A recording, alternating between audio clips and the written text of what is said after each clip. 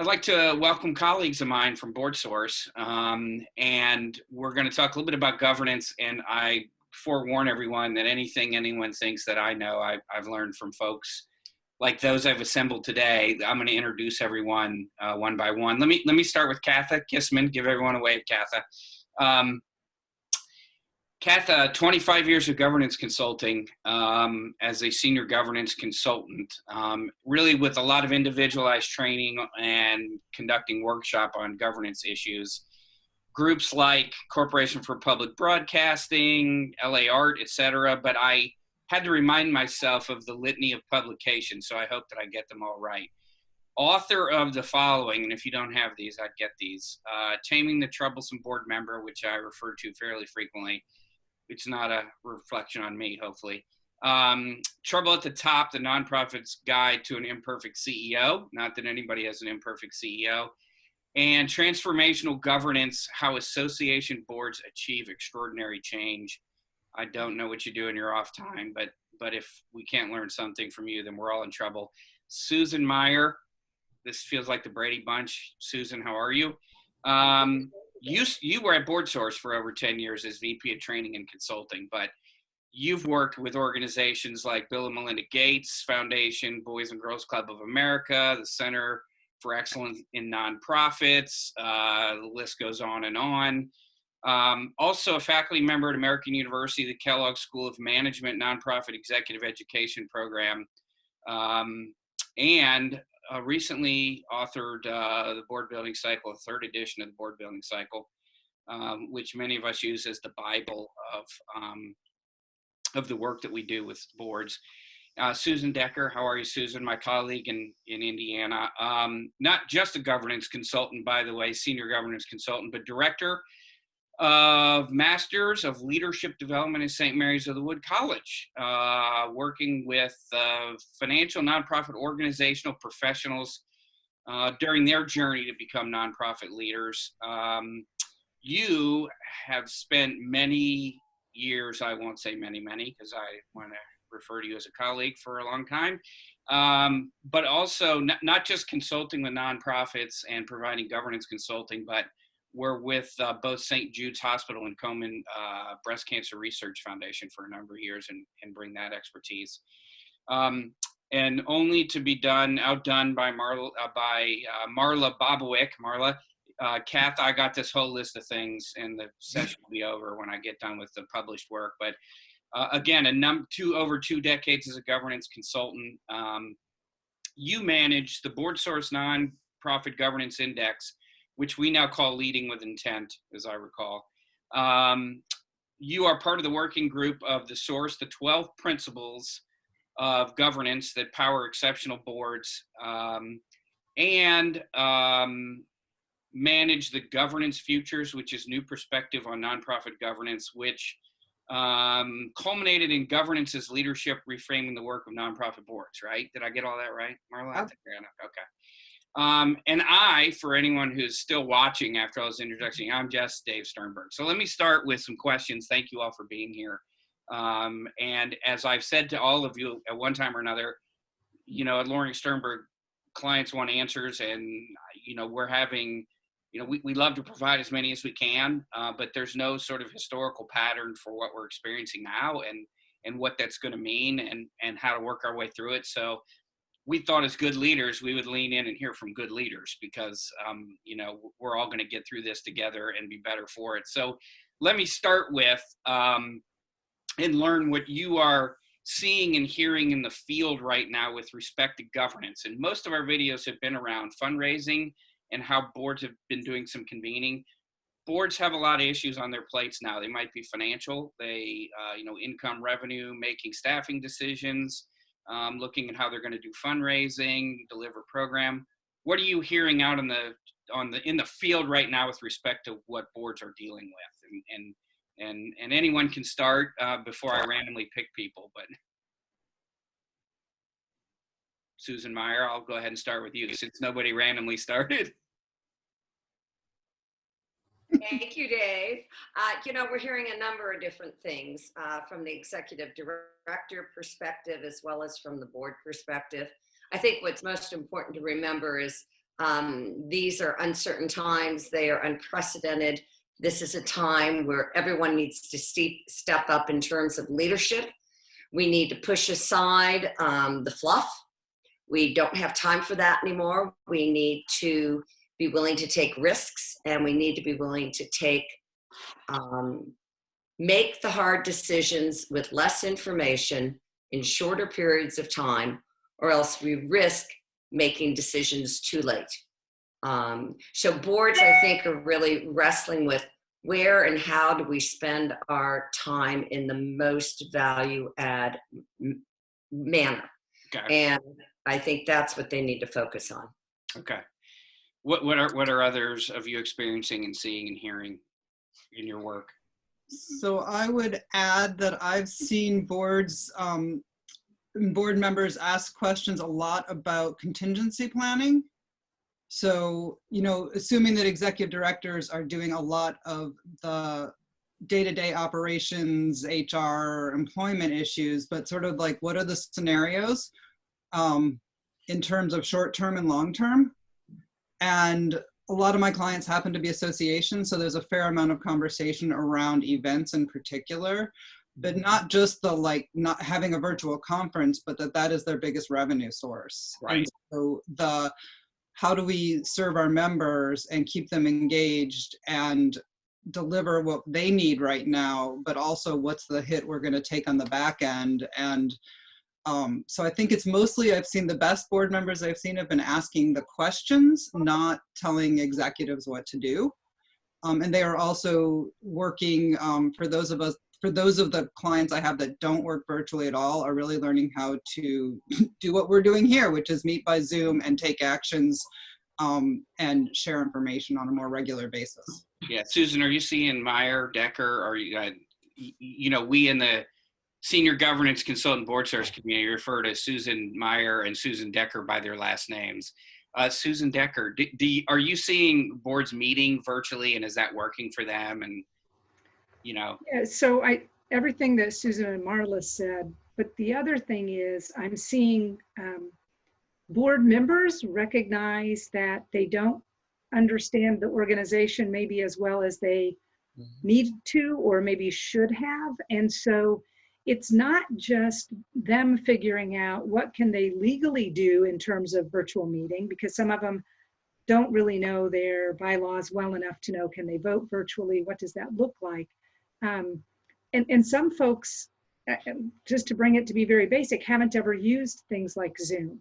So for me, I have clients that are seamlessly moving into virtual meetings because they've been doing that in part already. And yet I also have clients that are really at square one around how do we meet? What do we really need to know? Marla mentioned contingency plans. When they realize that as a board member, that piece of oversight, they really have left oftentimes to the executive director or CEO. So I see boards playing some catch up. And the beauty is they have time to do it right now, right? Unless they're working from home and homeschooling and trying to do all those things. But otherwise, I really see people putting an emphasis on this right now. Yeah. I would add one piece. Kathy Trower recently came out just a week or so ago with a great article on virtual meetings, and it's called Quick and Dirty, Going Virtual Fast and Well. And it really outlines in a very efficient way just some of the fundamentals you want to make sure you have in place to have good virtual meetings. Yeah, I had a client say that she's out in LA, started virtual meetings, and they had a practice session several hours before the actual meeting, which, even works for someone like me who just joined Facebook last week.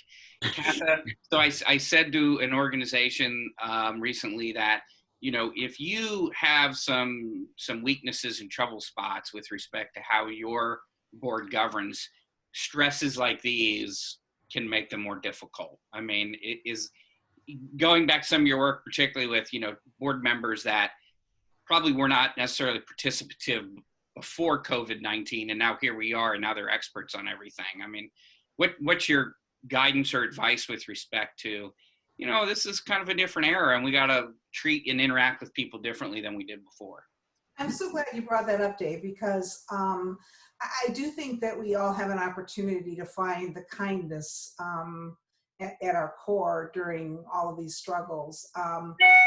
Whenever there is a situation that happens, and it can be something as dramatic as what we're experiencing right now, or it can be something that's much less dramatic, sometimes board members will step in individually, not collectively, but individually, to try to fix a breach or solve a problem that may not be theirs to solve. I think now trying to build team is probably the most important thing between board members as a whole and with their chief executive is critically important. And then going back to what I think Susan, and Marla have all said, it's back to the basics. It's really understanding what your core mission is, what your core services are, and focusing there. And as Susan Meier said, get rid of the fluff. Now is not the time to try to continue to do the 50,000 things that you've added on the plate. It's to get right back to the center. So I think board members have an opportunity to be kind and supportive, and to understand that this is really stressful. I am a CEO as well as a consultant, and I feel like I am being stretched to the limit right now. And I've had virtual board meetings ever since I started 6 years ago at the foundation that I now serve. So it's just, we need to come out of this together. And I hope that people will embrace that. Well, and we've heard a variety of things. One of the things that started to concern us was that board members would use this as an opportunity to overreact to things. And I'll give you a couple of examples. One is, well, the only way for us to survive is to summarily cut staff and change this. Some of those decisions are permanent and they're hard to overcome. If you what happened during the recession, if you cut back on fundraising staff, you lose relationships. How do you make that up? That's a hard thing to play catch up on. If you cut frontline delivery staff, now you're going to have to rehire, and does that change the nature of how you even deliver your core mission, et cetera? So what's your best advice to organizations? I mean, let's be honest, 70% of the nonprofits are less than $500,000 in size, and many, if not most, don't have large cash reserves to rely on. And a good portion of those get reimbursed in arrears for their services that they're providing. So what advice do you have to the board that's a little stressed out about that right now? That you're seeing? Because I don't know if I have a lot to add, but I would say the thing that I have been most impressed by is the organizations that say, what do our clients need right now first, and not how do we cut? And so putting the customer first, I think, is actually long-term and strategic. And then to say, what else don't we need to do? Because I think in the shadow of the Great Recession from before, we all, as consultants, I'm sure, saw organizations that made really bad decisions about how to eliminate positions or programs that were their core bread and butter and client need. So I've watched organizations step up with amazing things about what do we need now. And the most impressive ones, and they tend to be some of my larger clients, are also saying, we can't forget about what we're going to need to do in 12 months. Like, we will be past the pandemic part, but there's an economic aftermath, and there is a program delivery aftermath, to not lose sight of it. Yeah, and I see heads nodding. The other side of this is on the health front, and I'm not a health expert, is even when things return to what was normal, this sort of episodic event may reoccur, and who knows what that's going to look like. So the changes that happen, could be rather permanent, and not short term, but we really won't know. Susan Decker, I mean, you and I rolled up our sleeves many times with those smaller nonprofit organizations that, let's be candid while we're talking, already had a governing issue to begin with. And this doesn't help matters for them. Right now, it's total crisis time. Yeah, it's interesting because to a degree, large or small, two things that I've done with my clients. One is when this all started, I sent a note to all of the board chairs that I work with and just said, reach out to your CEO or your executive director and just say, what can I do to help? And know that I'm thinking about you. Because I saw some jumping in, coming up with 35 ideas of what the CEO could go do to make things better. And so the first thing I said was, take a deep breath, say, what can I do to help? And get your other board members, do that as a collective. The second thing is that I've really been working with them on is contingency planning. And it's a little bit, like what Marla just mentioned. It's what's this going to look like 6 months from now, 12 months from now, and not, because what I see, especially smaller organizations wanting to do is come up with the solution. Right. And there's just not a solution today because we don't know, to everyone's point, we don't know what this is going to evolve into. So I do feel like helping them do contingency planning in multiple ways is actually helping them understand their oversight role a bit better. And I would add to that, Dave, to what Susan is saying, that I think the board has to be very clear in understanding these are unprecedented times. What are the assumptions we're making as we make decisions over the next few weeks? Then revisiting those assumptions because they will change. How long do we think we will have the shelter in orders? Where are we in terms of, I've talked to several organizations already who are actually planning for executive director transitions over the next few months. What do you do about that given the circumstances? Right. Yeah. So we know the board has got 10 fundamental responsibilities, but not all of them are equally important right now. Right. And doing things like focusing on the mission, being great ambassadors, having the appropriate oversight of the financial picture, supporting the chief executive.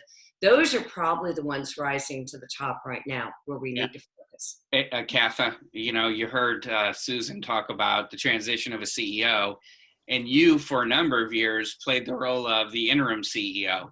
Do you feel like if an organization is in that, moment in time that this is an elevated situation, or I don't know enough about it, but maybe it makes things easier. I don't know. What's your thought about that? Well, there are more and more professional interims out there now. And I think that it's a great way to do a bridge when you have so much uncertainty. A professional interim can come in and do an assessment and probably give observations to the board, and the board might be more ready to hear those observations from an outside perspective than from maybe their CEO who is, ready to retire, ready to leave, and they've been banging the drum saying the same thing, but they're not being heard. Right. As you know, a consultant sometimes could say the same thing that a CEO has been saying for years, and it's accepted because it's the outside consultant.